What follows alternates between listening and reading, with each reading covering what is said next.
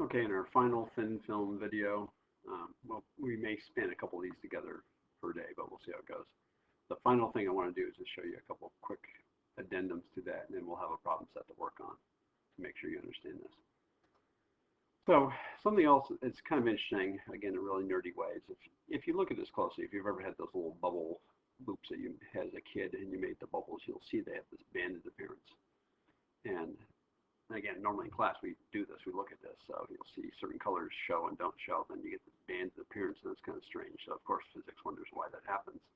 It's actually kind of cool how what's actually happening when you blow a bubble into this film and you hold it vertically. Obviously, the water will run down. The film will have a different thickness based upon because gravity is pulling the film down. So it would be very very thin at the top, barely hanging on, but down here it would be much thicker, some multiples. So based on that thickness, you're again going to get the conditions where polychromatic light comes in, reflection off this boundary, reflection off this boundary. You'll get the exact conditions we just talked about. So it's kind of cool how this actually works, how we can get this physicists have figured out that here's an observation and here's an explanation. It's kind of cool. The power of physics. Again, nerdy, but good. So it's kind of interesting. Now, like I said, in class we normally do this. We make up a bunch of solution.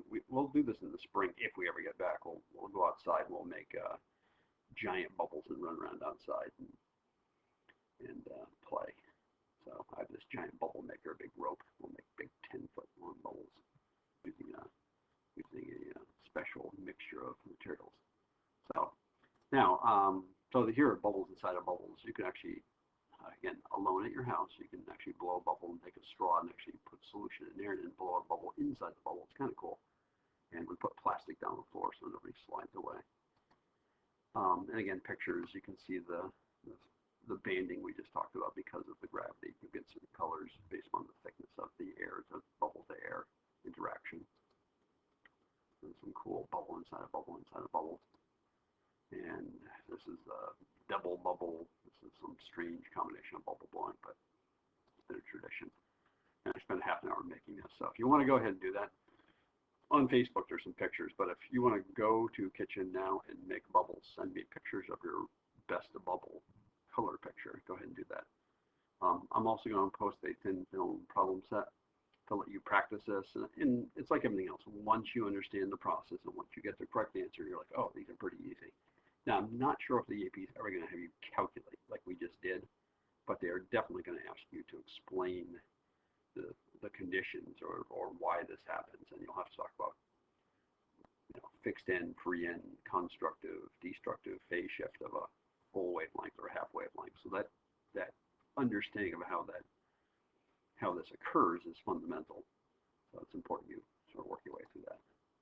There's a similar phenomenon called Newton's rings. I actually have one of these in class. If we take a lens, a convex lens, and place it on a sheet of glass, you'll get the exact same thing. Somebody actually noticed this.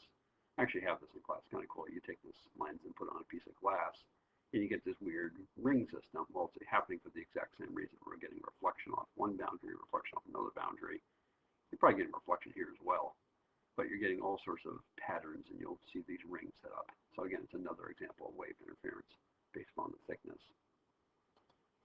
We'll get to polarization a little bit later. So that will be the last of our thin film videos, and this will go along with a homework set that will have the answers in parentheses, and then we'll talk about the answers to that the next day.